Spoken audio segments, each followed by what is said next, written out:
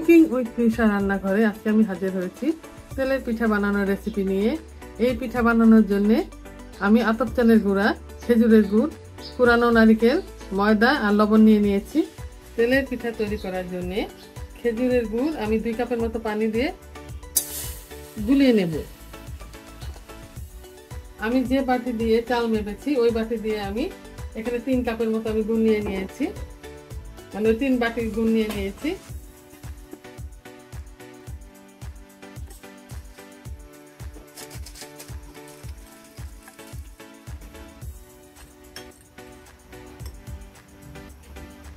চার মিনিটের মতো জাল করে গুড়টা আমি গলিয়ে নিয়েছি। এবার চুলার আঁচটা আমি বন্ধ করে দেব। আর যখন কুসুম গরম থাকবে পানিটা, তখন আমি পিঠার গোলাটা গুলে নিব। ঠান্ডা হওয়া পর্যন্ত আমাকে অপেক্ষা করতে হবে। আমি একটি গামলায় 5 বাটি চালের গুঁড়া নিয়ে নিয়েছি আর 1 বাটি ময়দা নিয়ে নিয়েছি। যে বাটি দিয়ে ময়দা নিয়ে নিয়েছি ওই বাটি দিয়ে আমি চালের গুঁড়া নিয়ে নিয়েছি। এবার ময়দাটা দিয়ে দিব আর স্বাদ মতো আমি লবণ দিয়ে দিব। একটু একটু করে কুসুম গরম পানি দিয়ে আমি মেখে নেব।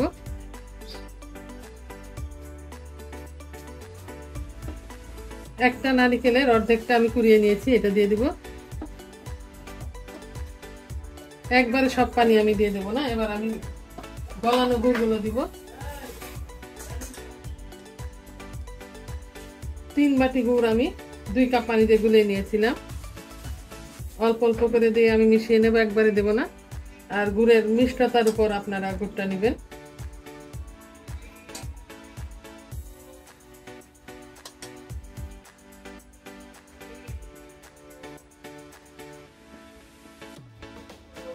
আরো কিছুটা পানি দিয়েছি।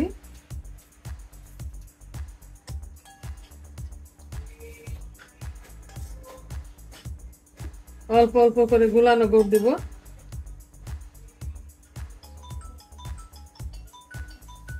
আর চালটা আমি মেখে নেব, চালের গুঁড়াটা।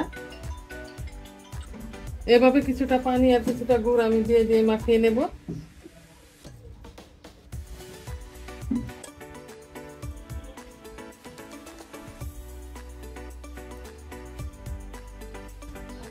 আরো কিছুটা পানি দিয়ে দেব। পানিটা অল্প অল্প করে দিতে হবে।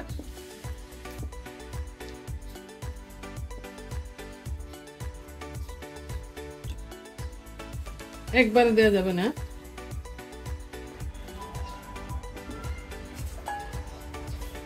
আর একটু গুড় দিয়ে দিব।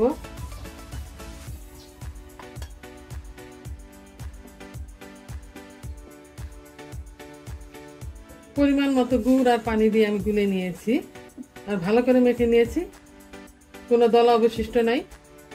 এবার আমি দেখিয়ে দিচ্ছি গোলাটা কেমন ঘন হয়েছে। পরিমাণ মতো পানি আর গুড় দিয়ে আমি গোলাটা তৈরি করে নিয়েছি।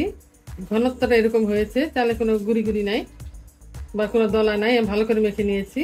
এবার একটা ঢাকনা দিয়ে ঢেকে রেখে দেবো 1 ঘন্টার মতো। তারপর আমি পিঠা বানাবো।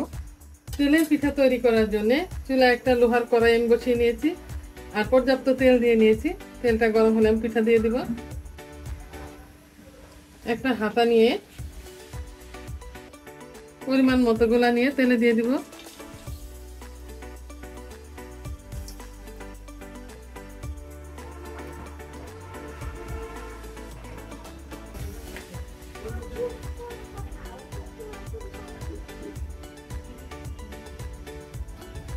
পিঠাটা সুন্দর ফুলে উঠেছে, ফুলকো ফুলকো তেলের পিঠা।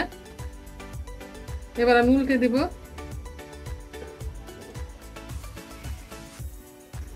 আর মাঝখানে একটা ফুটা করে দেব, তাহলে তাড়াতাড়ি পিঠাটা সেদ্ধ হয়ে যাবে।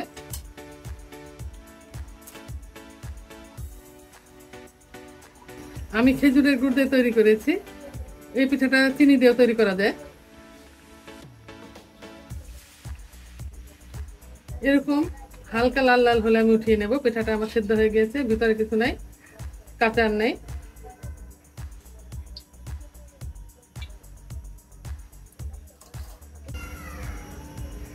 এভাবে আরেকটা পিঠা আমি তৈরি করে দেখাচ্ছি।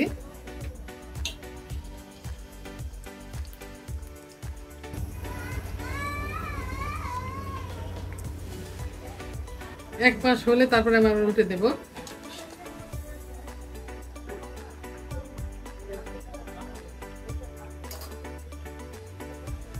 আর পিঠাটা দ্রুত সেদ্ধ হওয়ার জন্য মাঝখানে এভাবে একটু ফুটা করে দিব। আরেকটা পিঠা আমি দিয়ে দেখাচ্ছি।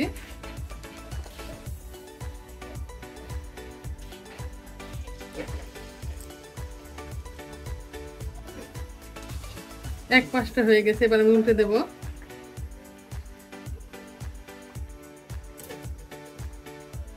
মাঝখানে একটা ফুটা করে দেব, তাহলে তাড়াতাড়ি সেদ্ধ হয়ে যাবে।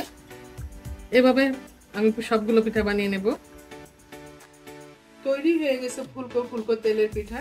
এই পিঠাটা আমরা খেজুরের গুড়, নারকেল আর আতপ চালের গুঁড়ো দিয়ে তৈরি করেছি। সাথে আমরা পোলার চালের গুঁড়োও মিক্সড করেছি। আর খেজুরের গুড়ের ব্যাপারটা বলি, আমরা এই গুড়টা আমাদের গ্রামের বাড়ি থেকে আনিয়েছি, যার জন্য ফ্লেভারটা অনেক ভালো এসছে, যে বাজারের গুড়ে এই ফ্লেভারটা পাওয়া যায় না। আজ এ পর্যন্তই। আগামী দিন নতুন কোনো পিঠা নিয়ে আমরা আপনাদের সামনে আবার হাজির হব। আল্লাহ হাফেজ।